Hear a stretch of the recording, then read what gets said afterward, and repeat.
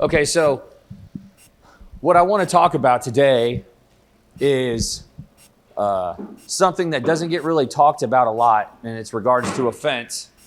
I preached on some of it Tuesday, but God gave me a little bit more to add, and I really feel like it's important for us as leaders to understand this the most, because people are going to be over us, people are going to look to us, you should be expecting people to want to be more vulnerable because they're trying to get free from issues that they've had, and they believe that you've overcame those same issues. So they're going to want to open themselves up to you more. And what the topic's going to be about is being offensive. More specifically, not being offensive. We spend so much time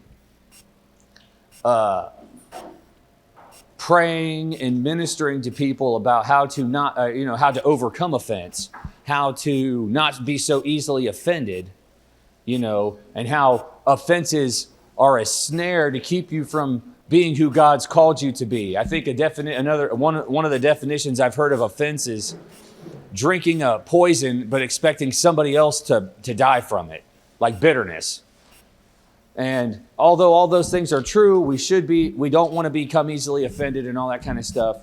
But things would be a lot easier in our walk if people would not be offensive, especially people who claim to be Christians. And then not just people who claim to be Christians, but people who are leaders that people are supposed to look up to. Those are the types of people that we're raising up in this ministry. But at the same time, we want to raise you up to where you're not just saying you're a minister or saying you're a leader or saying that you're a Christian, but actually being one. What a crazy concept, right? Not just saying it, but actually being one. And so this is something that's near and dear to my heart, because I know in my life I've offended people.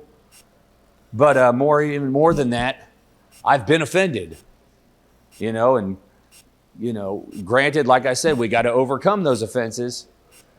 But at the same time, this journey with Christ would be a lot easier if people would try to not be so offensive. All right, so we're going to read our first scripture, which is going to be in Luke chapter 17.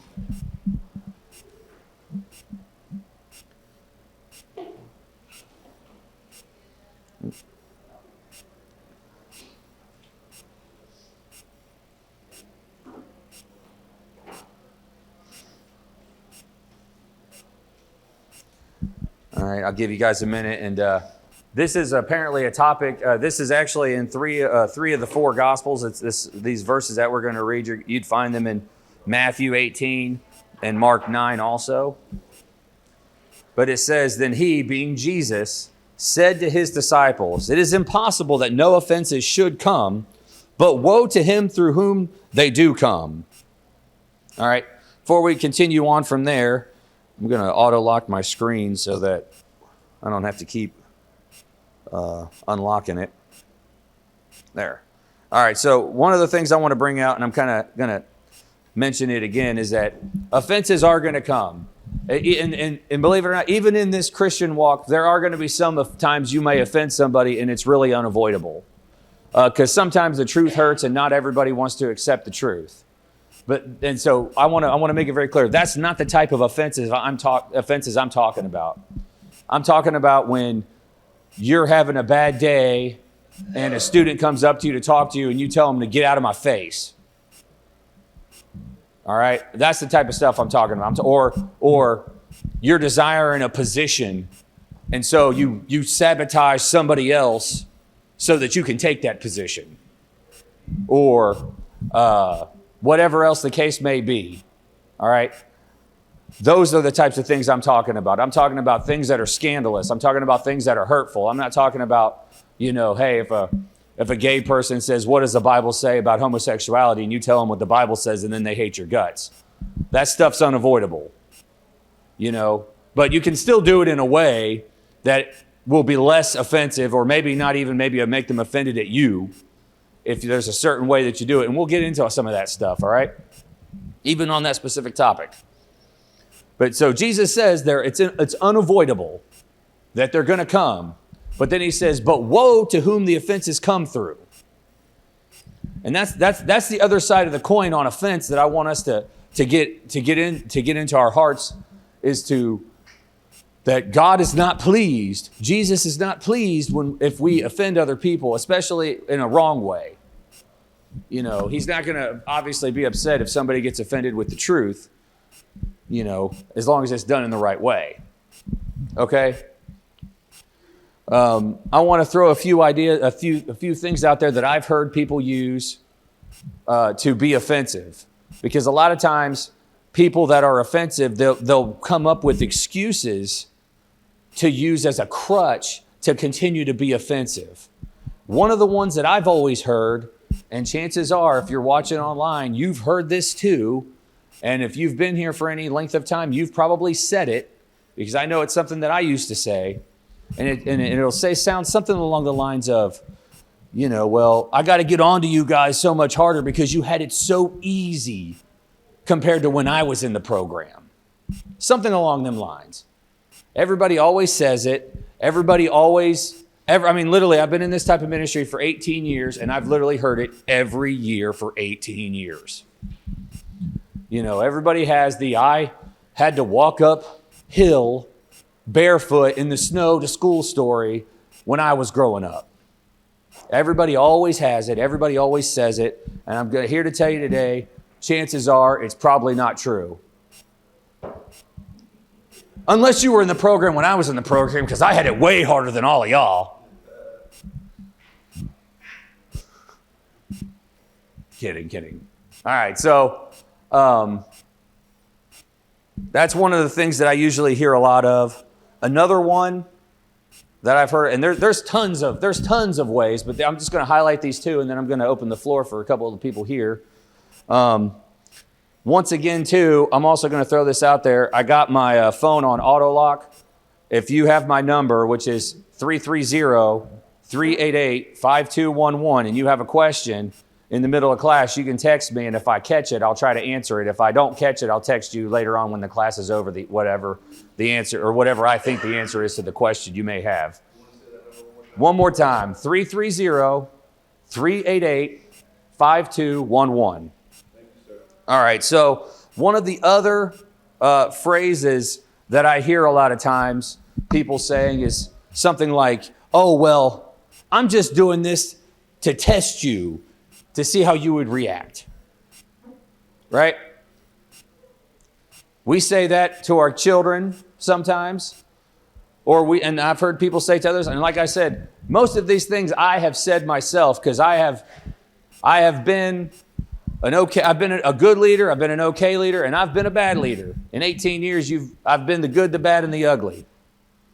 And so these are some of the things that I know I've said, and these are things that I've heard other people say. Okay?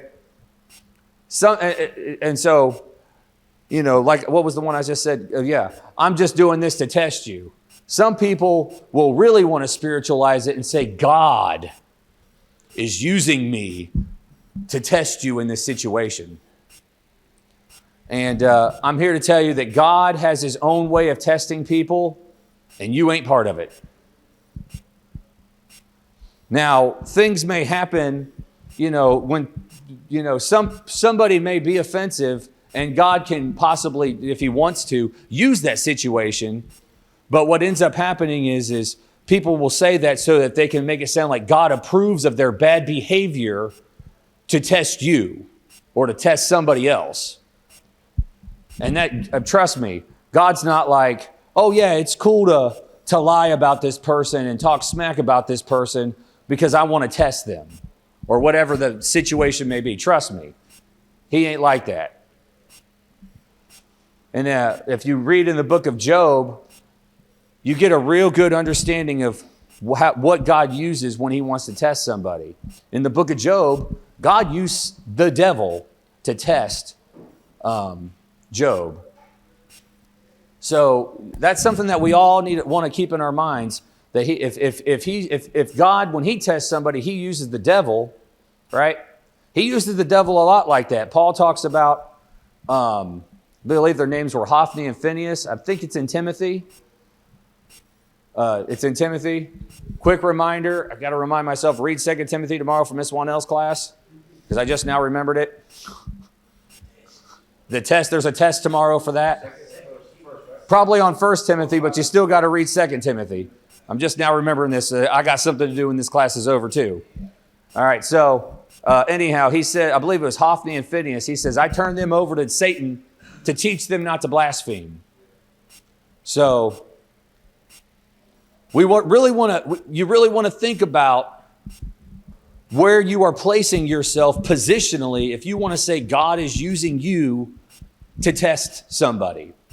Because God, scripturally, God uses Satan. And so if you're saying God's using you, you're saying you're on par with the guy that wants, with the one that wants to destroy every single Christian on this planet. I don't know about you, but I don't want to be on par. You know what I'm saying? I don't want to be level on the same playing field with the devil. You know, we like to say that the devil's under our feet, right? Well, not if you want to be offensive. You're saying that everybody else is under yours, technically. What are some other ways that people can offend you? I want to open the floor up a little bit. Plus, I want to look at my phone, see if anybody's texting. Yes, James, he is. Somebody messaged me. I'm just responding to it. Does anybody got anything? And that's cool if you don't. Overlooking you. Overlooking you. That can be very offensive. I've seen that here plenty of times where you can get overlooked, where somebody may have been in the program not as long as you, but they get promoted before you, and you feel like, hey, you're being overlooked, or maybe the person that's overlooking you doesn't like you, right?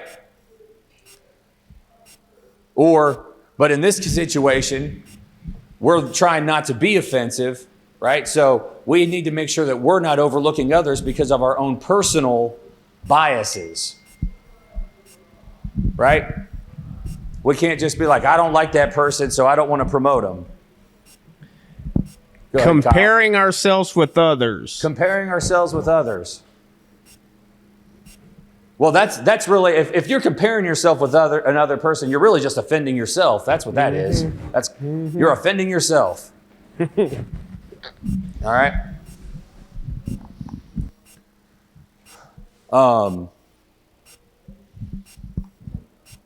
Another way, I think I mentioned a few of them, is trying to sabotage somebody, right? And so, I'm sure even if those of you that aren't text that are online that are watching, I'm sure God will probably already be showing you a few things that maybe you have done.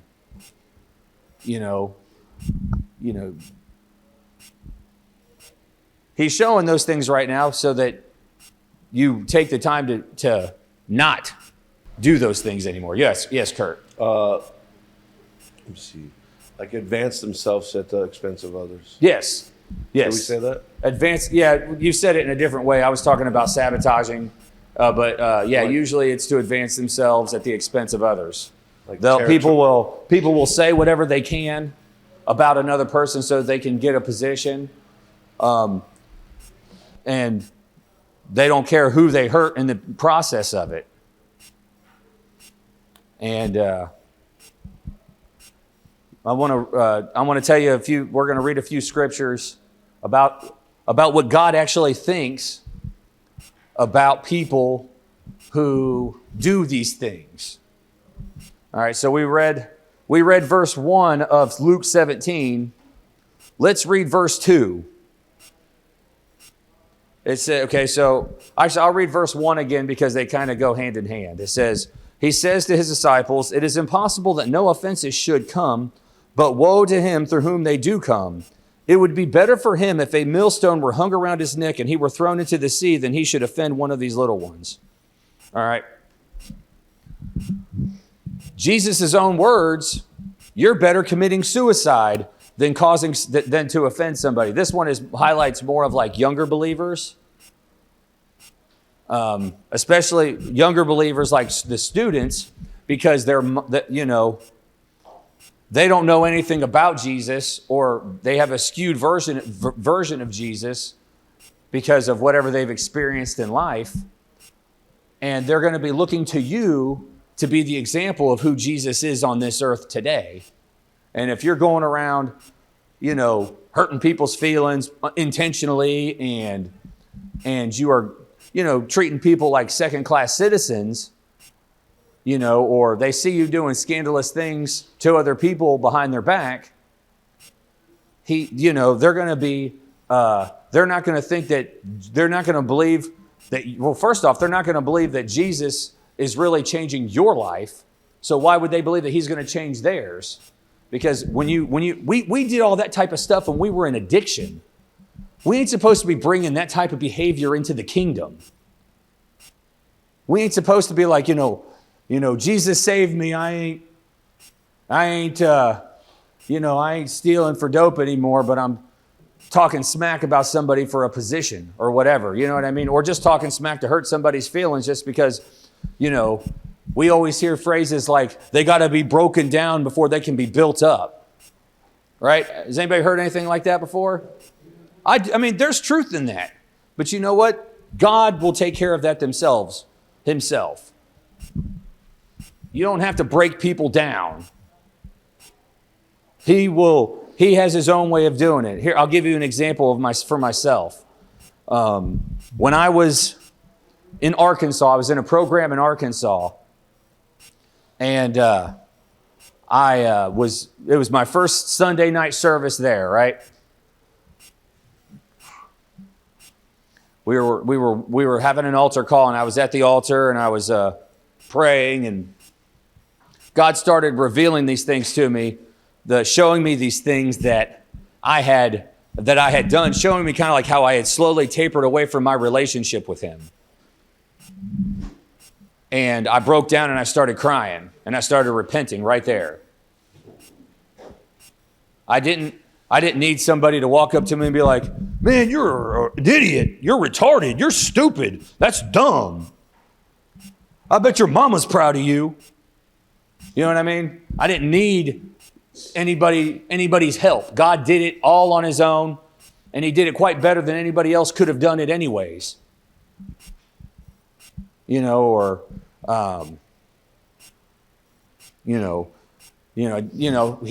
do it in a condemning way. He was just saying, hey, these are the basically what he was doing for me was like, these are the things that I want you to work on while you're in this program.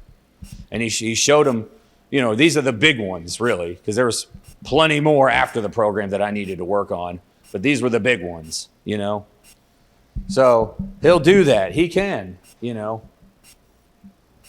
right, so let me see. Let me get myself back on track here.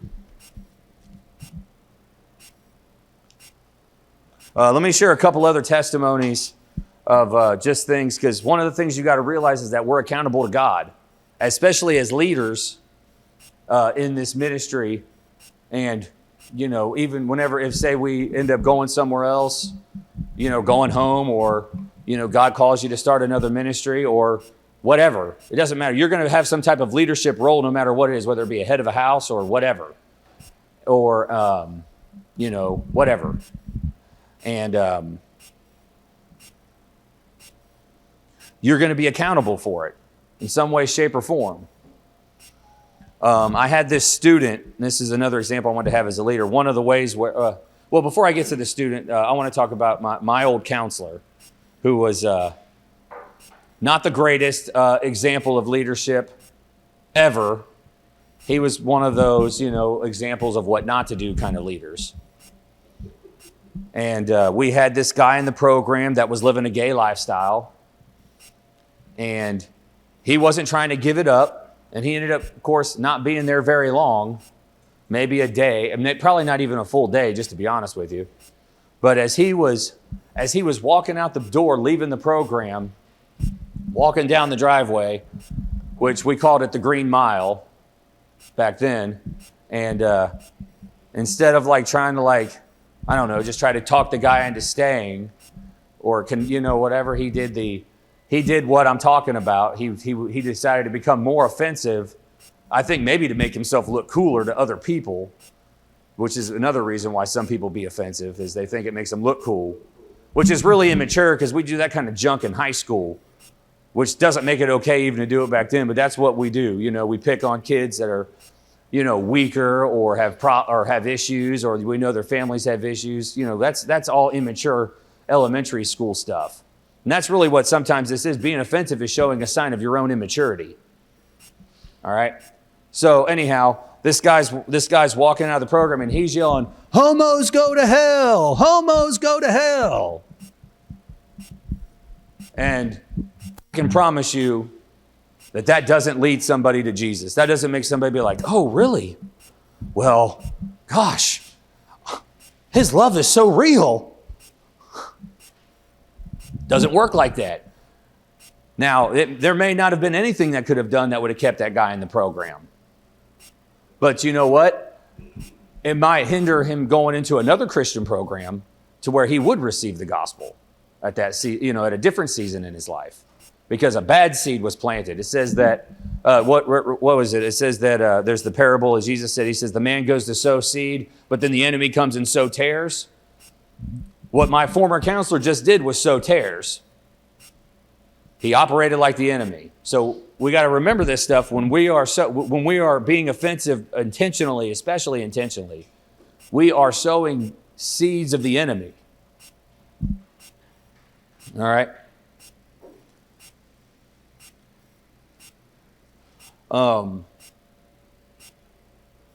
Go to Luke chapter 14. I want to read.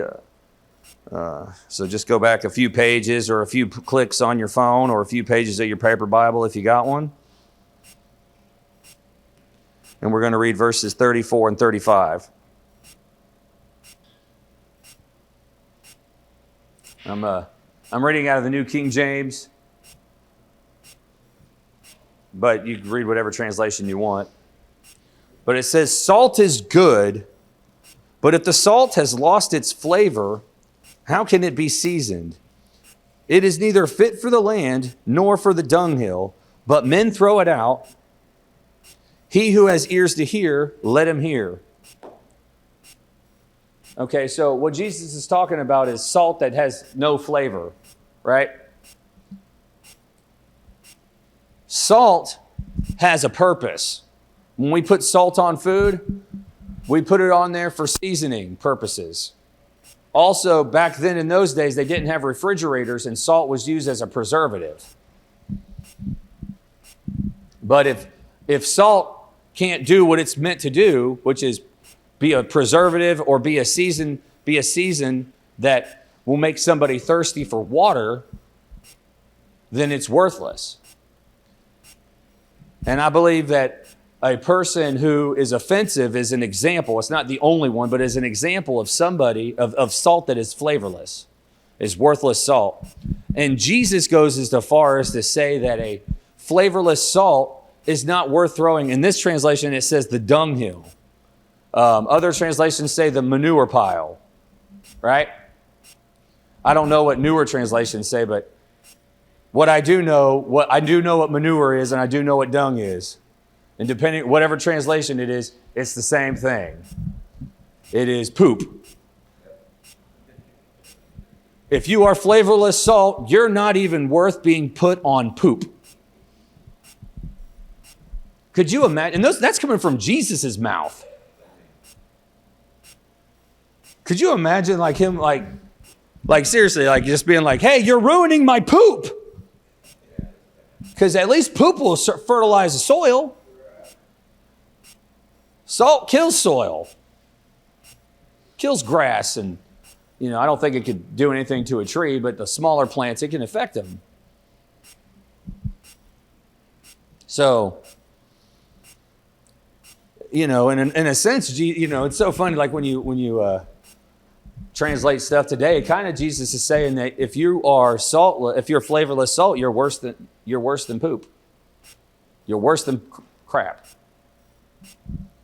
And that's something that we need to, that's why we need to check ourselves, have a heart check and make sure that we're not offensive. And there's other ways too to be flavorless salt, but this is just for this specific topic. I just want to highlight this specific point that I'm going to beat this horse so bad that it's going to be dead and it's never going to be able to resurrect. That's my hope and goal of this class. All right. Let's look at Matthew chapter 5. Does anybody got any questions so far? Anybody, any comments that they would like to elaborate on?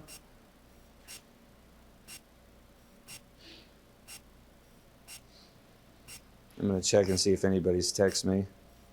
No. All right. We're going to read verses 23 and 24. It says, "Therefore, if you bring your gift to the altar and there remember that your brother has something against you, leave your gift here before the altar and go away. First be reconciled to your brother and then come and offer your gift." And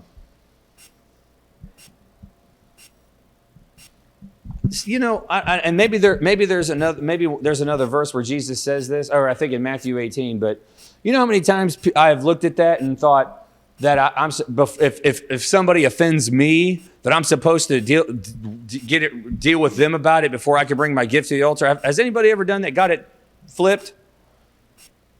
I've always, for some reason, I realize that I've always done that, where it's like, if I'm offended, I've got to go make it right with them before I can bring my gift to God. But that's actually not what it says. I think we get it mixed up with Matthew 18 a lot, where it says that if your brother does something against you, you go to them one-on-one. And somehow, I don't know, maybe it's just me, but somehow I've melded those together in a way where I've actually had it wrong. But it's not it. It says that if you know, especially if you know somebody has something against you because of whatever you've done to them, God's not going to receive your gift.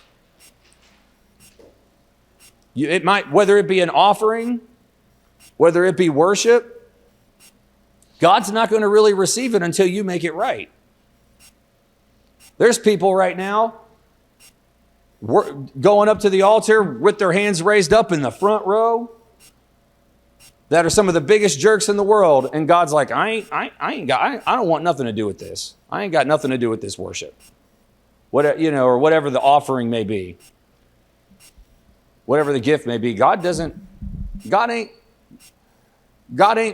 involved. I don't know. I don't know if how long it is or if there's a time where it changes. But if correct me if I'm wrong, it doesn't seem like God is really wanting to have anything to do with your worship if you are causing people to stumble. And I know people make their own choices, but you can affect their choices based on how you act.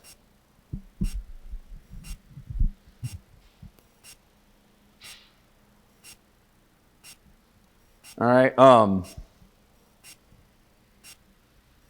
I don't know. Like that was one that's really fresh. Like if you've really been offensive and done things to hurt somebody, you probably need to go make it right with that person in some way, shape, or form.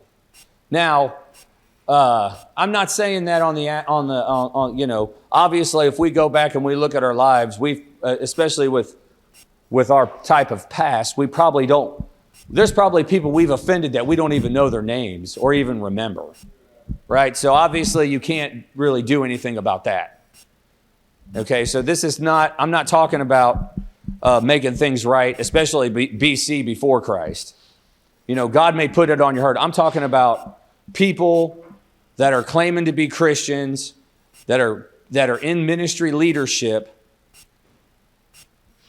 that say they read their Bible every day and they pray every day. I'm talking about those people that in the midst of this prayer time, they hurt somebody, or they intentionally manipulate a situation against somebody so they can get what they want, or they say something that hurts them, or whatever reasoning behind it is. That's what I'm talking about today. So I just want to make that very clear. And if that's somebody here in this room, or that's somebody online, or whatever, and you think that you think that your time with God is awesome. Just imagine how much better it would be if you could make these things right. You know what I mean? You could actually have even more powerful experiences with God. And honestly, some of us may not be having any experiences with God at all. Because God's not involved with your offense. He doesn't want to be involved with somebody who's quote unquote worshiping him, but then offending other people. And I'm going to tell you why. Go to James 3.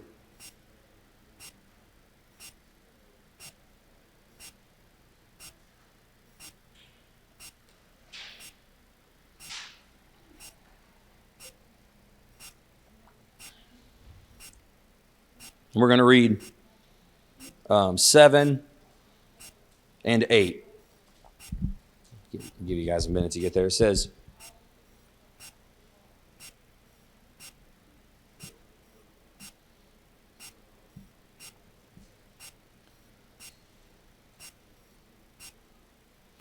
says, in verse 7, "For every kind of beast and bird, of reptile and creature of the sea is tamed and has been tamed by mankind. But no man can tame the tongue. It is an unruly evil full of deadly poison. With it we bless God, our God and Father, and with it we curse men who have been made in the similitude of God. Out of the same mouth proceed blessings and cursings. My brethren, these things ought not to be so. Does a spring send forth fresh water and bitter from the same opening? Can a fig tree, my brethren, bear olives, or a grapevine bear figs? Thus no spring yields both salt water and fresh." So I believe this highlights the point as to why sometimes, or not sometimes, why we need to understand that God's not receiving our worship, because with our hearts or with our mouths we're worshiping him, but with our lips we're cursing or we're coming against those who have been made in his image. So it's like, here's a way to picture it. Okay? This is why, like in regular businesses, relatives aren't allowed to work together, like in a business setup, because they may show favoritism over their, they may show favoritism, and if a relative has a conflict with another employee, they may side with their relative, right? Well, I don't think it's any different. It's any different in God's eyes. When we come against another person, God's like, hey, I created this person. So it's like almost like kind of like when you're in school, if somebody went after your brother, you're like, if you go after your brother, you got to go through me. God's like, if you want to come at them, you're going to have to go through me first. And I don't know about you, but I don't want to try to go through him to get to somebody. All right.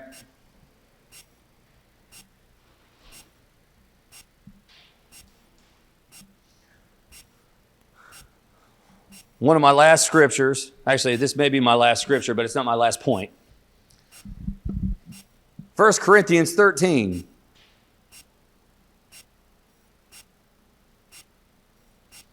I'll give you guys a couple seconds to get there.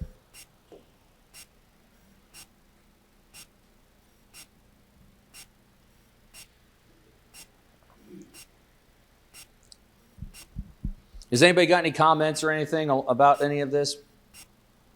Okay, cool. Verse 1, "Though I speak with the tongues of men and of angels, but have not love, I have become sounding brass or a clanging cymbal." All right. And here's one of the issues as to why I can't stand not just people being offensive, but I can't stand that people in Christianity being offensive, is because at this point, if you are, I understand if you just got saved or whatever and you're struggling with some behavioral problems, but once again, this is for people who are already through the program. This is for people who have already, been delivered in a lot of areas of their life. And this is for people who are supposed to be examples of Jesus to other people. When we're hurting, intentionally going out of our way to be offensive or to be over the top with, one of the things I notice a lot is, a lot of times we hook up, we want to be, what is the term one of the group study books calls it God's secret agent, right? We want to be God's secret agent to hook them up with zeros all the time with every little flaw or, which granted, people do things and we need to correct the error, but, sometimes people get a high on giving zeros. We should make a t-shirt like that. Addicted to write-ups. Or we can make a Nike check one. Just write them up. Just give them a zero. People are, they want to, a matter of fact, I remember when I was a student in Teen Challenge, we actually had a guy who was restoration, and I'm going to quote him word for word. I can't wait to be a staff member again so I can write people up.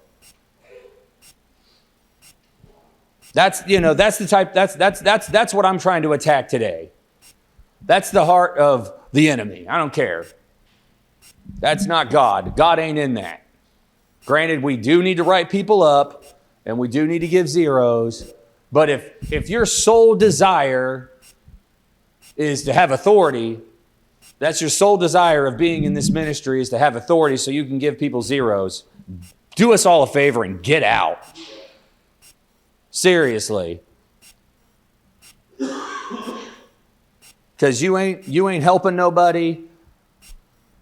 As a matter of fact, you can kill yourself for all I care. Jesus doesn't care if you kill yourself. If you're like that, neither will I.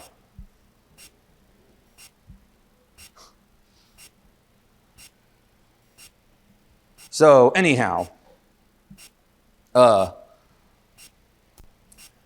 there's no love behind it. That's the problem. Is there's no love behind when you're trying to correct somebody. If it's the soul that is just the joy of that precious goose egg. There's no love behind that. There's no, Jesus or Paul wrote it, right? If basically what he's saying is I can do all these great spiritual things, right? I can prophesy. I can speak in tongues, have the tongues of angels, right? I can do all these great things. But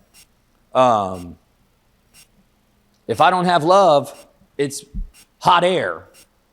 It's worthless. That's and there's a line that we have to draw. Now, I'll be honest. I've also, sometimes, there's always multiple sides to every coin. Granted, sometimes like I said, sometimes you're going to always offend people. You can't make everybody happy, but at the same time, that can't be a crutch to be a jerk. All right, but also sometimes it doesn't matter how much you try to do for somebody, it's never going to be enough. And you have to know where that line is in every single situation. And that's going to take prayer, and that's going to take studying. And a lot of times, too, it takes experience. I remember this one guy, or actually a few different situations where certain students, I felt like I coddled them to death. I tried to do everything I could to make them happy or whatever, and they still did crazy, stupid things, And it just, like I said, you just got to know the line. And the easiest way to know the line, and this is going to get into my last set of points. The easiest way to know the line is to see where Jesus knew the line. Read the lines that Jesus saw, because, right, he was perfect, right? People got offended by him, but they were offended with the truth. And they didn't want to accept the truth because the truth was going to mean they had to change their ways. So when you follow Jesus' example, which is what we should be trying to do anyways, and I'll share with you, I'm guilty of this. Probably just recently. I think maybe in one of my messages I preached not too long ago, I made this statement. I said, well, I ain't Jesus. Making that type of a statement. Granted, it's true. I sure as heck ain't Jesus. And I mean ain't. Not isn't, or I am not. I mean ain't. I ain't Jesus. But at the same time, we have to be striving to be like him. And that's really going to be the key to not being a jerk, is to strive to be like Jesus. Instead of, and guess what? Striving to be like Jesus isn't just going to a church service or a special church service or paying a tithe or going through a program. Heck, going through a ministry school. These things are all good, but these aren't going to be what make you like Jesus. I used to take a sociology class when I was in college, and I don't remember literally anything that he ever said, except one thing. He said, "You show me your friends, I'll show you your future." That's the only thing that I remember in that. Actually, not just sociology, in all of the college courses I took, which is not necessarily a lot, but all of my college experience together, the only thing I remember was him saying, "You show me your friends, I'll show you your future." So the takeaway with that is, if you want to be like Jesus, you spend time with Jesus. You pray. You read his word. You not just pray to give your requests, but pray to hear him speak to you. Those are things that we have to do if we want to be like Jesus. And that's really going to be the question that you have to ask yourself. Do I want to be like Jesus, or do I want to keep being a jerk and making excuses to be a jerk and look like a Christian on the outside, but inside be a whitewashed tomb or flavorless salt?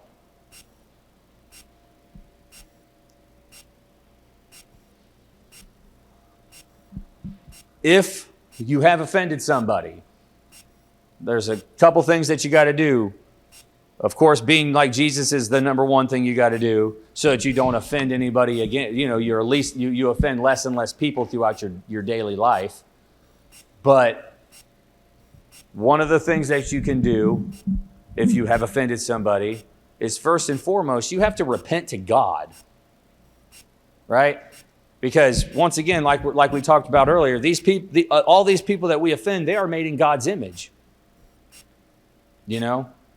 So if they're made in God's image, there's some aspect of God that's similar in their life, no matter how jacked up they may be.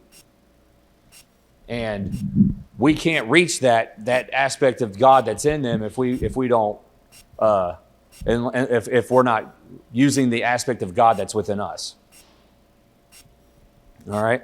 So repenting to God and God alone so that you can hear him, really, that's the first step, because that's how he'll give you the idea, he'll give you the wisdom on what you can do to make it right with the other person afterwards.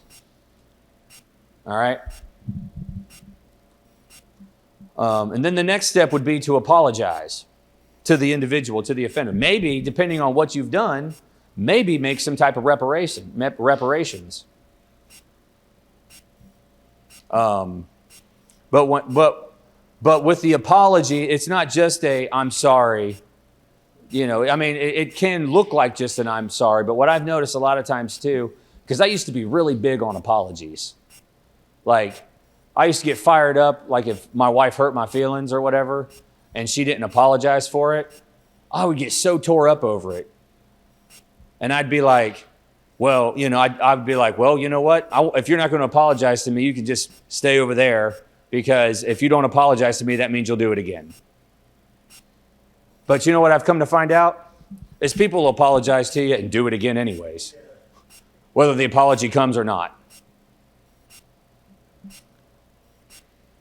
And that was a hard pill for me to swallow once I came to learn that. But my point is that, so when you apologize to somebody, you have to make sure you don't do that again. All right. Here's an example. When I was a staff member at Teen Challenge, I was talking to this guy, or maybe a couple of guys, just kicking it, cutting up with them and stuff. And I used the phrase, "Oh, that's so retarded."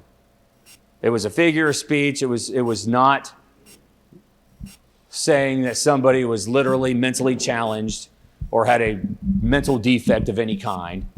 But some guy who wasn't even in the conversation heard me say that. And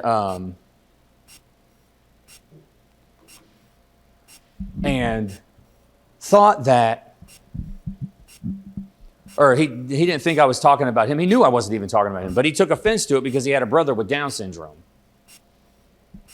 And I guess maybe I'm assuming maybe his whole life, people told him his brother was a retard or whatever, which he was using it in the literal, and I was using it as a figure of speech about people that weren't even, that about to other people in a conversation that he wasn't even in. But he approached me about it, and he was not happy about it. So I said, look, I'll make sure when you're around I don't use the word, because I said it had nothing to do with your brother, had nothing to do, you weren't even in the conversation, and I wasn't even using it in a form that was related to something like that. But just because I didn't want to keep him mad at me, especially I was the dude's counselor, right?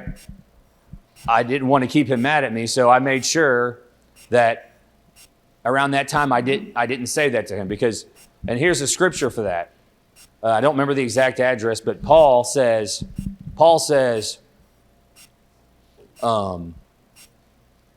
I would not drink wine or eat meat sacrificed to idols, I believe. He may even go that far to say, but he says, if it causes a brother to stumble. So I didn't want this guy to get upset with me and make stupid decisions, even though it sounds dumb, even as I'm saying it, like, get so mad that because I used a figure of speech and he wanted to take it literally, even in a conversation that he wasn't in, but him get mad, leave the program, and overdose or something. Because that's something that we got to keep in mind too, that people's lives are on the line here, especially if you've been here for any length of time. You're gonna see it. I mean, the amount of people that have overdosed and died that have been in these types of programs since I've been here, I can't even remember them all. So if there is anything that I know that I can do, and like I said, sometimes there's nothing you can do, but if there's anything that I know I can do that where if this person leaves the program, they can't use the words, well, Andrew Downs did this, I'm gonna make sure that I do. And so, but at the same time, you don't need to walk around in eggshells being so worried about every little thing that you do that offends people. But if something that you do offends somebody, then make it a point to try not to do it so much around them. What I could have done was I could have been like, oh, well, you're just gonna have to get over it, retard. Or I could have just been a smart aleck, and trust me, I guarantee you that wouldn't have done any good. Wouldn't have drawn that dude to Jesus. It wouldn't have drawn. He might have even left the program. You never know. But what I do know is the guy graduated the program. And he may not have if I hadn't just pulled back and watched my words, for a season or whatever. So that was pretty much everything, Let me read here. I think somebody had a question, may not.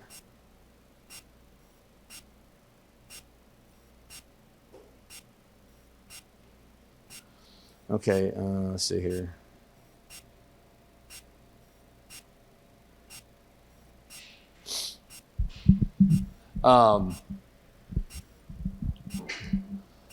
Yeah, that's pretty much it. Does anybody got any comment or anything like that before I pray us out? All right, dear Lord, we just thank you for your grace, love, and mercy, God. Right now, God, I just ask that that you help us to see your example of how to be with people, so that we can draw them to you. That you can use us to draw them to you, God, so that we're not this flavorless salt that can't even be put on poop. That we actually be the light of the world that you've called us to be.